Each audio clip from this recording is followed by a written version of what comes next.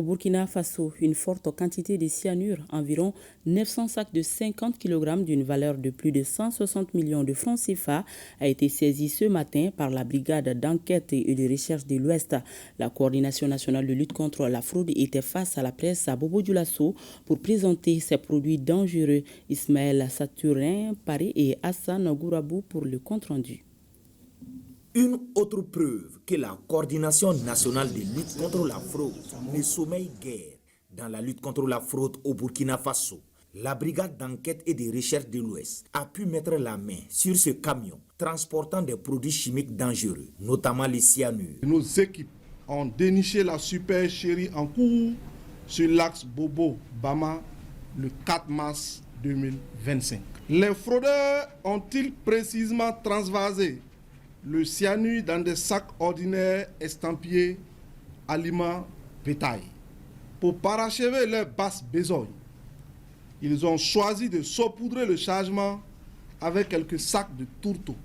Au décompte total, la CNLF aurait saisi 880 sacs de 50 kg de cyanure d'une valeur de 154 millions et 18 tonnes de tourteaux enfouis d'une valeur de 6 480 000 francs. Valeur marchande des produits frauduleux, extraits des circuits commerciaux, 160 480 000 francs CFA. Le cyanure est un produit dangereux dont le traitement est assujetti à des dispositions réglementaires au Burkina Faso. Les fausseurs, ne disposant d'aucun document d'homologation pour importer ce produit, sont en porte-à-faux avec la loi. C'est donc dire que nous sommes en face d'un acte illégal qui tombe sous le coup du décret 2023 portant conditions de production, d'importation, de transport, de détention, de stockage, d'utilisation des produits ou substances chimiques dangereux et d'élimination des déchets dangereux.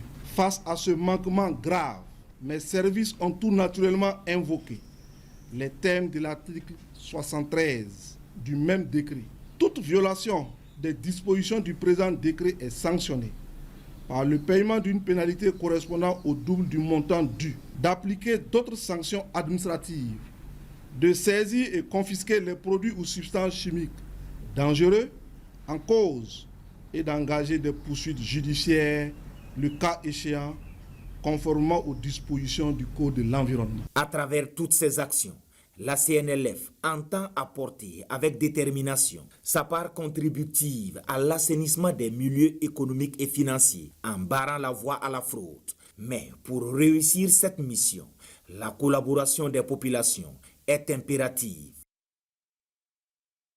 Les forces de défense et de sécurité du Niger ont mené cette semaine des opérations de grande envergure visant à neutraliser les groupes armés terroristes. C'est ce que nous dit Jocelyne Amoussou.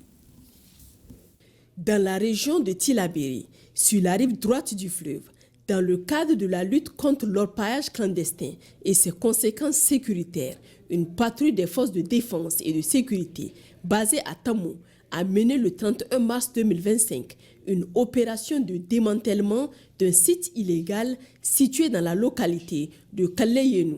L'intervention a permis l'évacuation des occupants et la destruction complète des installations utilisées pour l'exploitation illicite de l'or. Par ailleurs, à Torodi, dans la nuit du lundi 31 mars au 1er avril, vers 5 heures du matin, une tentative d'infiltration a été déjouée à proximité d'une position des forces de défense et de sécurité.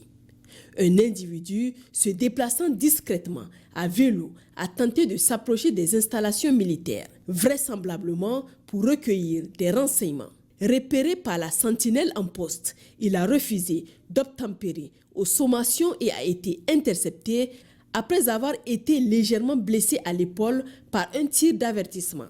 Lors de la fouille, plusieurs téléphones portables ainsi que des documents compromettants confirmant ses intentions malveillantes ont été retrouvés en sa possession. Il a été mis à la disposition des services compétents pour interrogatoire à l'est du pays, dans la région de Difa, dans le cadre de l'opération Nalewa Dole.